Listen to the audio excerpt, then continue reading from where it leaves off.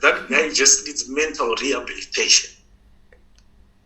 Jeff Judah, I don't know about Jackson, one little flash system, yes. Going down. But a normal size, Baba. He needs to clarify. Is he a politician? Is he a spiritualist? Identity crisis is one of the key factors that he's suffering from. He needs to have clarity in that regard. Because you have to deal with shikiro here, Munwesinata here, to deal with politics. Side shows, Jagu does it out of people Staram Darageza. Yeah. Yet Darageza, Akasapa direction. All of us are nowhere. And this Kuramba, we've got people who've got sharp brains, but it counts for nothing. Yet you had all of those brilliant minds, but you didn't utilize them. Mudara Geza decides to talk, then Munwakuda or reference Atara Mudara Geza, someone who is 80-something years old. Yeah. No conde, what? How jump start to him and I is to know the brains of Zodons. Now, I'm certain number of pieces. But I'm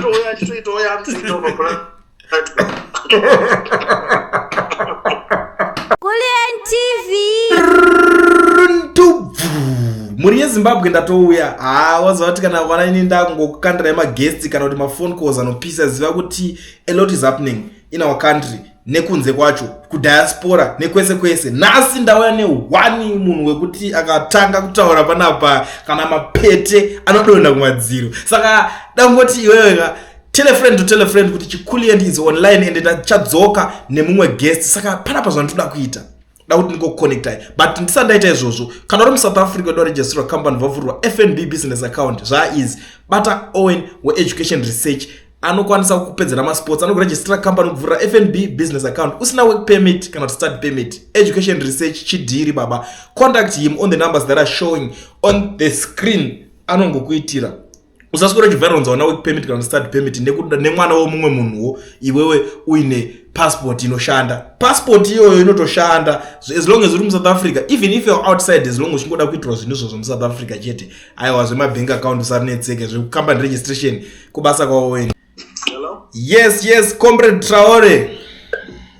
Kulian TV, how are you, my brother? I'm okay. Kuri sei koko nhasi ndikufara zingati kuti bozi ndadzosa 1 munhu wekuti akatanga kutaura kana mapete anodonha kumadziro. It's been long, my brother. It's been long. Seriously. Aiwa, bobo zingaite, but I'm in a good mood because nhasi rangoswera ri day revendication ka vanhu vanga vanguti ndikupandukira macomrade yekurevolution ndikuzotaura kuti ningirikini akaba mari akadya, you know. A lot man zvakachitika, but I'm so excited. Ndikufara kusangana nemi nhasi. You know what? Yeah. I always tell people something good. Challenge yatina and our people are gullible. Therefore, one to advantage. Yeah. Because in I'm saying, that's a generation it's very rare. Kuti uone munhu asina kumboenda kuchikoro. Whether akapasa kana kuti akafoira, but level of education that we are exposed to must help us engage in a respectful manner. Because iwo kunoenda uchitaura kurutaura uchiti no guys, this and this is wrong. I've unearthed zvinhu zvakadai nezvakadai, therefore hatifaniri kudai zvino kana pakisana nezvandiri kutaura ari kuti ndiri wrong. I stand to be corrected, but we have a platform nema fakes munhu otaura zvinhu zvake. Otaura zvinhu zvake, yes, that's it. Yeah. You are. Because the whole to refine the revolution so that we try and make everything as transparent as possible so that we can have an inclusive approach whereby we can combine effort dzinotipa a solid result. So now it becomes difficult to people who are bogus to allude to this point. Because honestly, unoita mutungamiriro werudzi 45 years after independence, internet ne-education yatekeshera kudai so wotaura kuti I'm all about trust, I'm not about transparency and accountability. Honestly, ndorwadziwa shamari. Ndoona kuti vanhu vakarohwa. That's true. You know, ndatombotaura nevanhu masikati zvafana ndichitaura kuti ukona vanhu vari kubhilivha kana kuti tumagame twefeki toitaurwa naevhen nanasaru wako kuti ndakati handifunga kuti vanhu ivavo vakapfuura nekuchikoro vanhu vachikuramba vachibhilivha. You know, mascreenshots aya, I was the first person ndikakumasikana vanhu vanova ndeyefeki. Ndakati ndikumuchallenge ngaasende futi kana zvikanetsa ndikupinda live ndichisikana muchiona kana kuti masikane ikoko. Vakabva vanyarara vese kuti zii. Ndakati no, it's wrong. Lawyer wacho bva abuda achiti ndakabva atobudisa tsamba zvikanzi ndakusungisa munhu panapo because inini zvakutonetsa ndikuti ndakapuwa mari ndisina. Vanhu ndangoti no, nyaya yacho kage timbomirira kutunzwa kuti nyoka yemabhuna tichi. But I'm so happy kuti zvinhu zvese hakuna day risingasvike. Ndazongofarira futi neimwe nhikiriki ndaona yabuda yamabudisa kunhikiriki kwenyu about nyoka. You know, I'm so happy about that nhikiriki name. My brother, inini I don't lie to people. I say it, ndofunga paplatform pako you remember. Ndakataura ndikati mugeza revolution hapana munhu anoziva nyoka unge inini. Munhu wese akutaura zvaari kutaura hapana munhu anoziva nyoka unge inini. Why? Ndoziva pandakajokwa naye ini. Before all of these people started talking about the Geza revolution, expressing their love for Mdara Chiwenga, we had long started investing, Baba. I told you 2022 I was in jail. I went to prison for this. It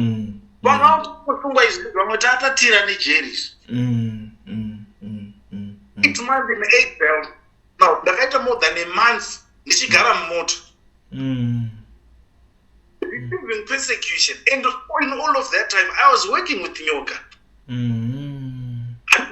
So, for people to come out and say, Traora akatengesa nyoka, Traora ndiye akabatisa nyoka, you need to understand, vanhu vedu vane problem one.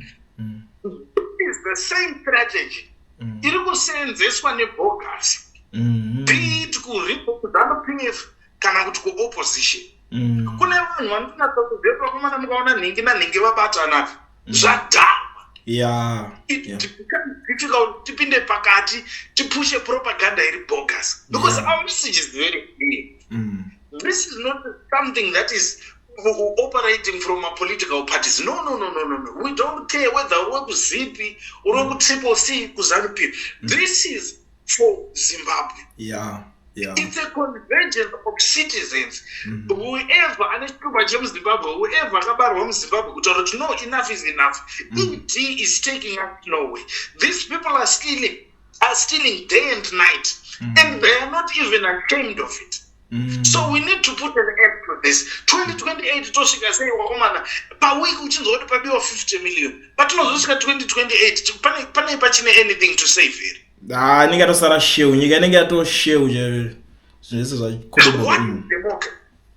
This is what people need to understand. When we talk about democracy, what is democracy? People, it has to be properly defined. Because it's not all right.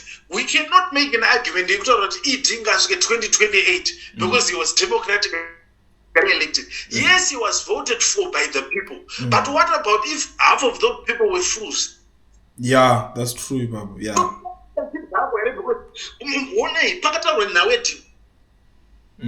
Try in that guy. Baba, I said, Zagamboitika futi muZimbabwe kuti ma-India, maKanadi, maKaranga, Mandau, Makurikuri, Matonga, munhu wese akapinda street Baba. Maveti, they were rallying behind that man. Joining hands Baba. Chinodirwadza kuti state yanga ina mogeni tsvangira ino. Kwakudisappointa Baba, munhu aindosa chino, apa deathbed. Let's build this country. The mabato has been a bus. Then someone decides to mess up like this. So it's just we are saying, let's have unity of purpose. Tosuka chino shamari. Topomira zvinhu zvekuda kushorana kana kuda kuita mbiri nevanhu. That's true. Someone started off well. I need to be honest with you. But someone akanoita problem. Saruwaka akanokura musoro. Then Saruwaka vanedzwa nepopularity nefame and Saruwaka akanoita like yekuti haana brand raakabuilda. Saruwaka angopinda Baba muchano muna 100 and something thousand. Pakutotanga kutaura Baba achipedza kudai 5 minutes is trending everywhere paYouTube and everywhere nekudini. But unoti wamana ndikutambura, I can actually make money out of this. But kuba kune moyo wakashata mukati kwakanodhaikura chino one unokanganwa purpose yauri supposed kuseva. So the guy alright wakutoraka chimechiita make sure kuti mabills emunhu wabhadhara, it's not even much, 2,500 a month. So you push people to pay 50 cents munhu wese. Group rina vanhu 100,000 tatione chi 50,000. Baba totomuziva kuti zvemangaya zvatopera, zvemarentals zvatopera, imwe uchingunyora kuti izotorwa kana 5,000. Still man wako believe. But he got to kuti baba akabva atoisa nyoka wacho pasi pebhasi. Koma audio anga achisa batsiriki. I was trying to help that guy. Akutanga kuita zvinhu nemusoro make. Wakazikana sei iwo? Handisi kuramba kuti nyoka anogona kuita mistakes. But Saruwaka haana right yekunongedza kuti nyoka anokanganisa apa neapa neapa. Because he's nothing without nyoka. There are certain people that have got the power to reprimand nyoka who are not Saruwaka. Ipapo chokwadi. And you see, so I told people, apana anoziya nyoka, vanhu vakataura kuti ndimutengeti, I warned people, ndikati musaisa mari ngaingoiswa mutrust account yelofe, which is something which is being done today. And I always repeat these words: let's not take advantage of what nyoka is going through, and also let's create a balance. Hatifaniri kucompromise, kudistractwa nemaside shows. Compromise what the revolution seeks to achieve. Nyangwe ndikafuma inini ndikanzi Traore asungwa kana kunzi Traore afa, unongochemawo 3 days wakomana motopfuurira nechinhambo. Nyangwe ndikanzi ndasungwa nawe maloya haimbodi kana 10 minutes kuitaura because it's like all of these side shows zvaakuita sezvaakuda kutozvipa zita raMundarageza. Yet Mundarageza akataura akasapa direction, all of us are nowhere. And this kuramba, we've got people who've got sharp brains, but it counts for nothing. Yet you had all of those brilliant minds, but you didn't utilize them. Mundarageza decides to talk, then munhu wakuda kurefera zvataura Mundarageza, someone who is 80-something years old. Nokukondema akakuda aiwa hauchambisita twine munhu akaizoti uzoona kuti brain dzako dzodonza.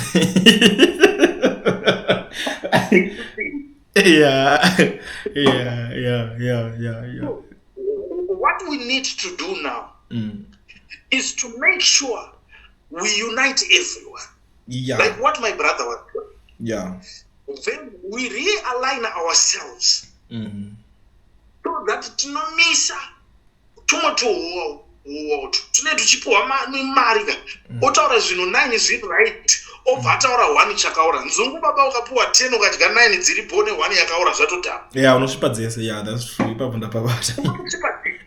This is the trick irikushandiswa nevanhu. They are looking for a thin line. Yekuti vanhu vanozozviona papa baba dai vanhu vasina kudyiwa mari izvizvi vanhu vangadai kutaura Saruwaka akatumwa naMwari. Hands is a spirit. I'm a spirit, so is it. One of the one about the quota Bawa would take from Brack. What Taro tonight? If you start on the stomach of my life, about speaking of a video, even I think about. And there's no more thing that I'm able to doing about, and there's no portray character in this series. That's true. You see. So now, where's the body in the show? Saruwaka achitotaura sekunge svikiro. Why? Akapika paitaura nyoka yemapupu achidzidza. Kwete kudzidza kuti aitozvinani, kutodzidza kuti abe mari. Saka tochitiye manje spirit yarova mari. Spirit yadhakwa. Baba patakaona mukomana ati so esiti ndakabva ndaziva kuti zvaendwa baba. Ndakabva ndaziva kuti zvaendwa baba. Hapana anochema chete. But zviri fani. Because ndachiseka ichakutonzi nevanhu vanzi imimi vanzi vanhu ndimauda kusungisa Saruwaka because pamava muchingotaura mukutora advantage yekuti imimi mune muchiti makataura paYouTube zvinozonyatsoenda kwese kwese. Hatiti munhu akati apa maloya mari. Saka maloya akuresponda ko ndapindawo papi ndirongotaurawo nyaya ndakanzwa ndingataura nyaya yake ndobva ndongoitora ndotaurawo. I want to ask you a question. Yeah. What's bad about Saruwaka going to jail? haya comrade Taure apa ilina hangu hayo andidi kuianza iyoyo chinhu chotanga kudhakura papi ipipi mamuda unzwira Saru wakatsitsi mwana wanyoka akaenda mujeri baba mwana wake ari muchechi baba kari kushaya mapamba kamwana kayakaya baba mukadzi wanyoka achitambudzika baba renga kuruka Saru akachitora mari every day and the audacity yekuuya pamberi pavanhu achitaura kuti ndiriita macontributions ndirudai takavha chakati baba utsinya ufanira kudaro wesita emuka nyoka inini akagara ntaura kuti shamwari life is hard nyoka idriva uber ida kudriva uber kudhara time yakatanga kuita active muactive pakatanga kukura zita ndopatakatogara pasi tikati shamwari unotrepwa ita low life yakatanga kuoma then you still find someone atadza kuconsider zvese izvozvo shamwari orowo mari yemunhu wonzwa munhu achifona kuti hanzi muri kudaitira munhu utsinye ngaende ujeri zviyo but no act of arrogance will go unpunished tikadai so hativaki nyika because hatisi kuita zvinhu zvechibhuru West of for someone who portrays himself to be a leader we need to set an example.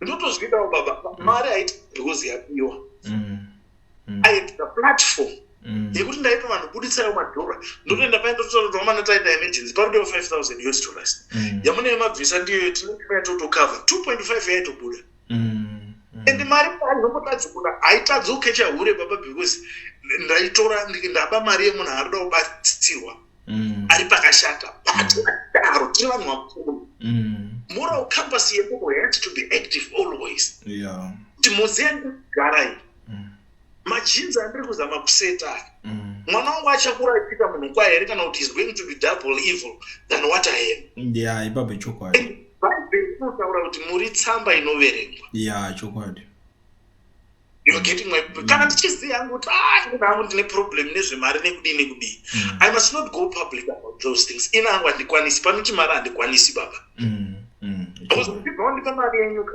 ndikaita hama yangu inondifondera kuti ndatsikwa ese matambudziko ichokwadi ukabva kwangu kungotozopirwa because ndeni chitototi munhu ari paoxygen ndotomubatsira hama yangu iri paoxygen wese atori mumagroup revolution nyaya yacho yangofanana kwese kubatsira aiva ndikupandikikira so inika there is a question comrade Taure ndanzi ndikubvunzei nevanhu vakawanda because mimi kuuya kwamaita pana but it's by public demand even mavideos enyu akanyakutenderera stereka takaita panapa so nyaya iri kuti ndinyabvunza comrade Taure panapa inyaya yemusi wa 31 July nyaya iri kunetsa nyaya 31 July iyi ndanzi iwo ngobvunza kuti comrade Taure pa 31 July apa amene mukupaonawo sei nyaya iri kutaurwa nana Saru wakaya 31 July ndongonzi anzi ngobvunza wakadaro nditaone machats daenda ndokutara ndakuratidza vanhu vanga vachindiudza because ndangoti ndounza ani vamwe vakati unza comrade Taure nhasi zvikanzi 31 July wabvunze nyeyo baba that is assorted rubbish Since 31 July that is assorted rubbish look my brother why am I criticizing that point now pese takaona zvinhu zvakaita 31 March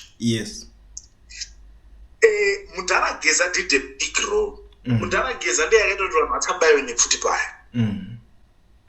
Through my engagements akaita kuti vamana zvidi people are exercising their democratic right. Mungatosusvitsira vanhu asi hapana munhu anofanira kubatwa musabaye vanhu nepfuti. You know history yemaprotest nepfuti kuZimbabwe. Mudarabva akushena baita make sure that logistics dzese dzasotwa. Whether vanhu vakabuda vakawandawo havana but hapana munhu akabayiwa nepfuti. Then we ask ourselves, all right, let's look at Munagaita Saru waka.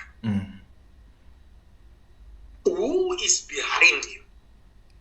I will tell you this for a fact. All right. I will tell you this for a fact. I stand to be corrected. Naye Saru waka. Saru waka hazi Mudarageza. Saru waka hasati ambotaura naye. Saru waka kuti azoziva Mudarageza akatomuonawo pa YouTube channel pake. Maonero akangoita anga ari kugwanda uko Mudarageza maonero akaita munhu Chimani Manu time iyoyo ndo yakatoonawo Saru waka tinaye kuno kuSouth Africa kuti azoziva kuti kune chinhu chinonzi Mudarageza. He's never spoken to Mudarageza zvekuti ane anything chaangataurira vanhu kuti Mudarageza anditi. Who is behind Mudarageza? Usawaka. Because the only person that we've seen watogona kufungira kuti ndiye anenge ataura naSarwaka, a prominent politician, ipicture rake ratakaona naMudhara Kaswera. Akasukura atori parano manje. And I want to be honest with you. Kaswera arisipakanzi munhu wewe. Zvekuti angada kuassociate vanhu vakaita naSarwaka. Because he will be seen. Whether he's sending him or Sarwaka is taking chances. I would like to say this to Kaswera. Kana achida kupera. He must play around with them. They will finish his reputation left, right, and center if he hopes to achieve anything in the political spectrum of Zimbabwe. So, Sarwaka hana munhu ari kumutuma. And hana measures akambofa akatora ekuti akushine vanhu from anything on the 31st of July. Alright. And Sarwaka atorina kana mari kana chii chekuti angasacrifice wapamari yake yerendi kuti asara nembichana yekuti ndoda kutengerawo vanhu kana mineral water chai. Aikaka. Kana utenga 20 liters chigubhu chai chekuti anochera papombi yekanzuro ati vanhu oil izvi munoita muchicherana mvura. He does not have that capacity, Sarwaka. He's an opportunity. Munhu ari kutoda kubreak through kana Zimbabwe yanaka. You see now. Akatosiyana naMudharageza kuti it's a choice. Yekuti akada kungoregedza anoregedza and achangoramba achingodya bhekoni. Banana Sarwaka vaya not that time. Munhu ari kuti mukawo pane revolution ndosaka maona mabira anga achita. So capacity yekuti munhu akanzi pane zvaitika kune munhu afenda anokwanisa kuconvince anyone kuti buditsira kuti maresources ngatikave napa tidai. Capacity. That's baba kungoride down nezita rakatogadzirwa nomwe munhu kutara. Zvaita zvaramba anongoti ndakasabotecho. But zvaita undoziva ndakuchitotora mari. We don't think like that. We consult first we get guidance. Indoda kupa reference yezvinhu zvakaitika. Nyoka yemabhona akadaidzira 31 March. Apa ini ndikasimbisa 31 March. Apana kupera kai. Mudarageza akabuda. Vasimbisa munhu wese akati musi wa31 March musaneti. Handei. 31 March yaita akatobuda achisimbisa vanhu zvimwe nedzimwe logistics kutaura kuti izvi taita zva31 izvi zvitakuchidai tichicontinue in the same spirit ya31 March. And so far Sarwaka ari mutaura ari one. Tomboti inini naye hatiwirirani on a personal level. But for the greater good of the revolution, I'd come up with an idea. Why not sacrifice with Myers? Let me try to make Traore understand where I'm coming from. Let's not achieve. Only Sanangurona where the movement yake. Because all of the things are happening at once in a fast and a very suspectful way. One in the movement wabvamugeza revolution. For what reasons? But ndoko wakaitira mbiri kwatakakusiya. Waudai wotodaidzira kuti musi wa31 March unenge uchimunyepera vanhu kuti ndina vanhu vandikutaura navo ndina vanhu vandikuronga navo orit kuchimbotaura titaure tambokuonesa man to man. Takazonzwanana tatazwanana but it's for the common good. He is not silent. Hapana futi umwe munhu wati akaenegedza naye who is a prominent figure, a key player in the Geza revolution or in the revolution to have a free Zimbabwe. So how is he going to do it by himself? But banenge pachipisa. Let's not play with people chokwadi ichocho. Mamatira kuti tisvike takakwana umwe munhu arikuda kuti uraisa vanhu. Ona zvinoita mari. If he's not careful, 31 July ari kusvika ari mujeri.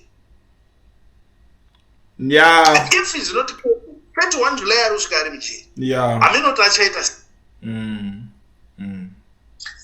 He needs to be careful. Ipapo that's true. Ipapo ichokwadi. Alright, comrade Traore, yemuchindo tambomuonesa but you know pane real issues mamwe ari kusangana nemazimbabweans. Pane nyaya imwe iri kunetsa kuzimbabwe iko zvinezvi yatonzi mutemo waiswa wekuti izveso watopasiswa nhasi zvakutoshanda kana uda kuisa mutero wako pamota zvaitaita zvezvekuti unoisa mota unoisa mutero nechinchi handi zvakabata neinsurance wakunzi it's now by force kuti unzi unofanira kuisa neZBC nigirikini license yeah. You know my issues akaita se what's your take on that? Muzimbabwe munoma mugadzirwa mota. Andorwanda. Yeah. Zimbabwe haigadzirwe mota. Zimbabwe isingagadzirwe mota kudaro. Mota dzinotobva kunana UK nana Germany. Zimbabwe inotobenefitawo nebrain dzevamwe vanhu vanenge vafunga zvavanenge vafunga. So how is it possible kuti kuUK chaiko hazviitwi Zimbabwe mauda kubhadharisa vanhu mutero wemotikari? How much are the people earning anyway? Inoda kuratidzawo picture ine motikari yaWicknam ichifamba ichimiswa nemupurisa, mupurisa achidongorera mutero wedhingiri wereti. Inoda kumboionawo video. Avatodisplay kana mutero, avatodisplay kana number plate. Vakomana vanenge vachitongorera mota baba. Vachiita zvavanoona. Yeah. Munhu ari kutambira Apple $250 otoregera ndenge motikari wama. Ndiye munhu akadara. A lot of things will happen. I want to assure you, as far as suffocating people is concerned, but what you end up with the president is going to reverse all of those funny things. Yeah. But Babo alright. Mapinza imwe nyaya muchiti pavachata president because iyi nyaya yekupisa nyaya ya general komatobata uku ndakanzwa kuti try anonzani there was that guy uyu anonzani ko uyu Chinamasa pane imwe memo yanga akaisa yekuti try kuda kuichanga akanyora chaida kukanganisa Tagore kupinda mu central committee member ichi kuti ayapete central committee member chaka reverse kwakaichi saka kuda kuti Tagore ikadora akuvhurwa kai saka general vane competition akaona. Do you think kuti general vachapinda kuti president era? No, that's where the misconception is. Chinamasa has never been pro-Chiwend. I need to make this clear. He's never been pro-Chiwend. Chinamasa is supporting Tagore. Okay. And as Fandru Kushamisa goes, Tagore has more veteran. Chinamasa has more veteran. Zotinetsa kuti nezera rake rere, how is it possible kuti Chinamasa is not a veteran? Oh yeah. Kana sign yebogus tatonayo. Sign yebogus tatonayo. Vakomana vekukeshi. And mind you, mazera ana Chinamasa aya akuwandira mazera edementia. Alright. Saka iskillful, saka toti pakarwa skillful yekuti aziye kuti pakatanga kuita chimemo chacho akanyembera kubhaisa kudzunga era kuti achizota achazonochinikina kuda kunyaradza vanhu ati mukomana akapuwa ikokeshi itsotsi. Alright. Ari kutomuda zvisingaiti Tagore. Yeah. Alright. You see, because Samba Yaranyora was to try and counter what Obit was saying, Darampofu was saying. Yeah. You see, Dorota, as this is a guy is very much procedural, but it doesn't work like that. Of which this is where General Chiwenga is coming in. Tinekatsika kakashata kakakuitika musangano medu keungoda ngoita shortcut. Pomoti motongonzwa kuti munhu last term iyo akacampaign ari kuopposition. This one, the term motonzwa kuti munhu akucampaign ari kuZANU-PF aiwa atidaro. Unofanira kuwana nguva nemukana wekudzidza ngwara. Yeah. So that paunozotungamirira vanhu, you understand. So you find that the process, the trajectory which General Chiwenga is set out to achieve is baked to the proper basics. This ZANU-PF yana chitepo chayo.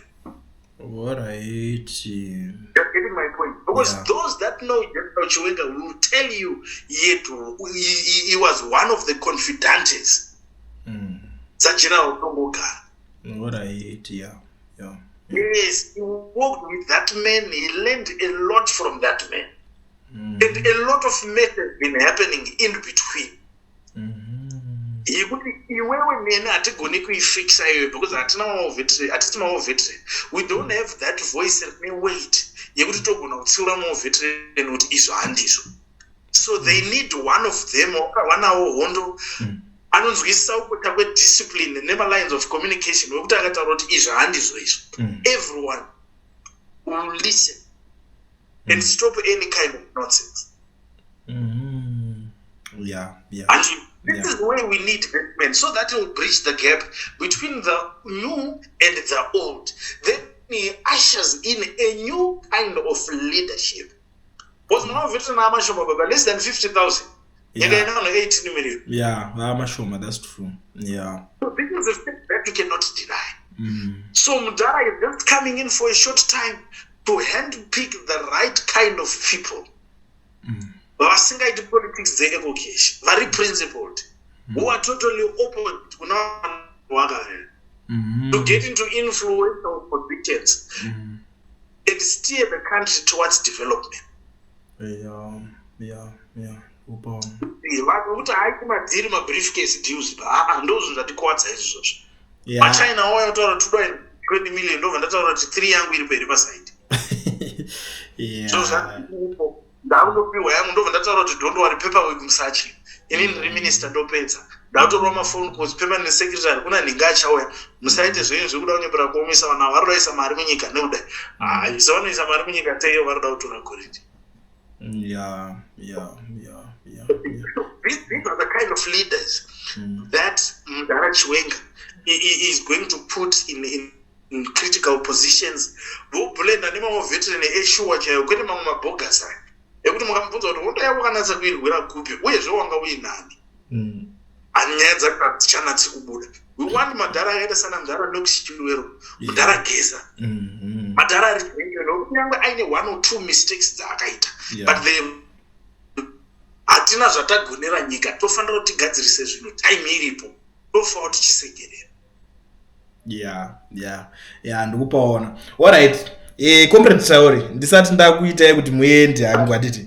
Pane imwe controversial topic iri kufamba mazuva ano. Pana pari kuuya mudhara anonzi Jeff Judah. Pane nyaya yaletsa. Nyaya yanzi mabumbwa mabwidi. Ameno kana yakambopfuura kwamuri kana makamboenzwa. Nyaya iyoyo iri kunetsa zisingaite panapa. Muri kuiona sei panonzi vese vafanira kudzingwa vadzokera kunyika dzavo totanga kuti start kubva kumedia kuchichi everybody. Baba ndoda kuonesa ichokwadi. That guy just needs mental rehabilitation. Jeff Judah arikuda kutongobaya jekiseni ka1 rinoflasha system yese. Kwenda kungobaya jekiseni ka1 baba kwete normal size baba. Kunatsauisa zvese baba zvese. Zvinofungirwa kuti zvinochenura munhu because the way he's thinking you don't mobilize people from a point of hate. There is something that is called intermarriages. Asiyane nezviri kuitwa kuno kuSouth Africa. Zvekuti vanhu vari kudzingirira vachinzi dzokerai kuZimbabwe hamuchakwanisi kurapwa. Zvinhu zvatiri kuti tinoda kuti Zimbabwe kunake. Ndizika tisaone zvinhu zvakadai. So that is the same thing which Jeff Judah is advocating for at a larger scale. Yes, without vision people perish. Now, Zimbabwe yacho neZambia atiyengeri nyika one. Nana malav, was it not one country? Yeah, getting nyika one. Ichokwadi. Mabuda bhago kwa kuti Africa pacha yese yani chachimuri chinowana waitongorowa pamanetsoka simba rako chete. Uchichaya kunobuda mabuda kwawo voone kunodai nekudai. So, tiri chinowana. Zimbabwe was built by half of the people that built Zimbabwe. Vanhu vekuMalawi.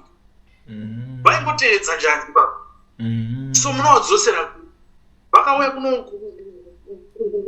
kuside rekuZimbabwe vobva varora vakadzi wavo vautoita mhuri baba. Language ndisekuru chete aitaura chiMalawi ichocho. Mwana nevazukuru vese hapana anochitaura. Then onzwa munhu achitaura kuti vanhu vanga udzokera. Vanodzokera kuenda kupi? Kasi eti kune apapi. Ndokuti munhu watu ndina kuti angatide vakomana. We are not in an island. Ukatongoona munhu ari weblack aine skin yakafanana newe. zvatopera usasatsvage zvakawanda as long as asina kubira asina kuita sei as long as that person ane mapepa zekuti muzimbabwe tichatsvaga zvakawanda zvei asina kupinda muspiriti ndiani 2017 achiti Emerson kaite president saka muri mutaura vanhu vasingazvizivi here zvese zvemaroma zvese zviri kutaurwa zotoma vanonga vachitaura kuti haasi muzimbabwe haana kubarwa muno akazoita wekuya nekudii. Did people not know all of those things? Yeah,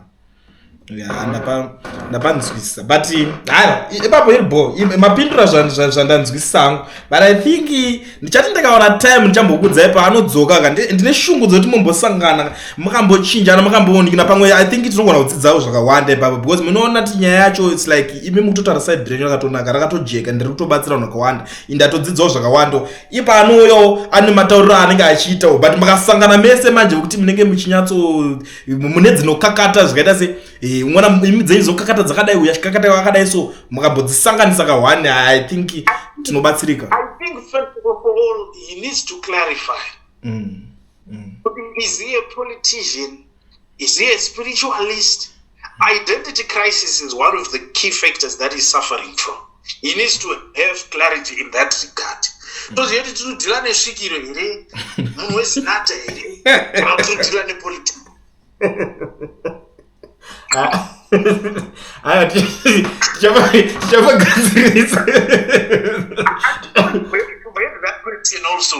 Saka vari kuya vari chii uende munhu kuti anoita chichi munhu mutapa ndiye akatotanga nekaconfusion kacho Jeff Judah ndiye akatotanga nekaconfusion obva aitonga ari kuda zvechivanhu obva aitonga asiko ari kune zvekunamata ndiyusi obva aitonga kuti ari kurova futi kupolitics uko. Saka identity crisis is one problem also that is going through which needs clarity. Right. Aripo comrade Traore tokumbira mashoko enyu ekupedzira muda usira muri yeZimbabwe tobva tangopeta zvedu chirongwa. Mashoko angu as far as the revolution is concerned, people must not lose hope. Mdarageza is very much in charge and the people's choice currently is General Chiwenga. Let's that man. Don't you think nevanhu vese vari kumusapota nebrain dzavainadzo vari wrong here? I'm sure you won't regret. Mistake ainyanyi kuitika kato, my brother. Azviti. So let's not get tired of the revolution. And secondly, my brother Comrade Nyoka Yamabhuno spoke greatly about unity. Unity is key. Yes. Let's not be distracted by my shows. Don't forget I mentioned something to know. We are abusing the word Chigananda. We must not use it against each other. Not Chigananda, Munasana, As make it sense. Listening to in the journey of the revolution in respectful ways and exchange of facts. And also lastly, anokwanisa kuti abatsiro Comrade Nyoka Yamabhuno ndapota, let's help the man. What is going through is not easy. Munhu going to paona mukana wekuti wadrese nyika watotaura kumba hakuna sauti kumba hakuna chakati vatotaura pachikuruta anenge awana ngandibatsiro ichokwadi ende vatotenda vakati kuna vakatombobvisawo futi ndokutendai zvakanyanya so let's keep on assisting so that we show him what support. He did quite a lot, that man. Some might want to underestimate and look down upon him, but the man did quite a lot. So don't in the revolution through what he did. But also point out to Arim Kombi Baba. I don't play a voice note, I don't play a nyoka, I don't pin them you Baba Nyoka. Gamba which I am not putting the agonate. My views are done. I don't have foot or a nyoka yanga and shite.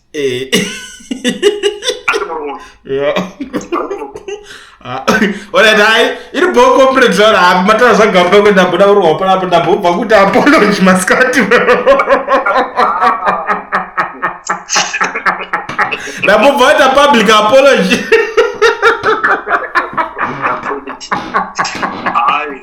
munhu paanenge agona anenge agona akupe munhu maroma ulendo uri kutosota dai uri murukadzi dai uri partisan nyange tichitoziva kuti mukomana wayo ndewachamisa indiri munhu wevanhu Comrade Traore indiri munhu wemacitizens because tikada kuti munhu wadlingika game redu rinonofa ndiri munhu wese anonzi muZimbabwe naruda change. I think ndo pangu chepo handisi so paunenge wagona totokupa mari wako shamwari because you don't do it with faith unototi atizobhalanisa chinhu utomboyawo Jeff Judah nyangwe hazo musati mamurapisa but atouya achitoitawo yamutoita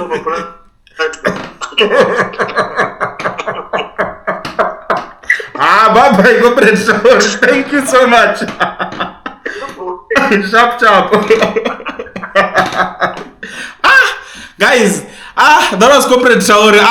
Chazopera chakunakidza, but you know what? Because of time zvakakosha kuti tizongoonekana time, but kana muchingeda kuti vadzoke munongondiudza futi public demand. I think all of you have my number, because makada kuzonyora comment section zvinogona make sense. Munogona ngouya mungotaurira mungondionesa kuti ngavadzoke pane patisina kunzwisisa. You know what, the men ari kutaura kuti inini zvanguka I stand to be corrected, and anytime kana ukauya uchifunga kuti une mafacts mamwe ukaona kuti apataura zvisirizo haasi kuramba ari ngoti kwete munokwanisa kuita se kundideedza mondicorrecta. So muri Zimbabwe ndokutendai zvakanyanya nekuona kwamaita. I think tine zvakawanda zviri loading zvatodoti tese tikuonesai zveizvo zvindiri kungokudzai kuti ndine zvimwe 4 zvanhasi ndomboti bye bye makadaro.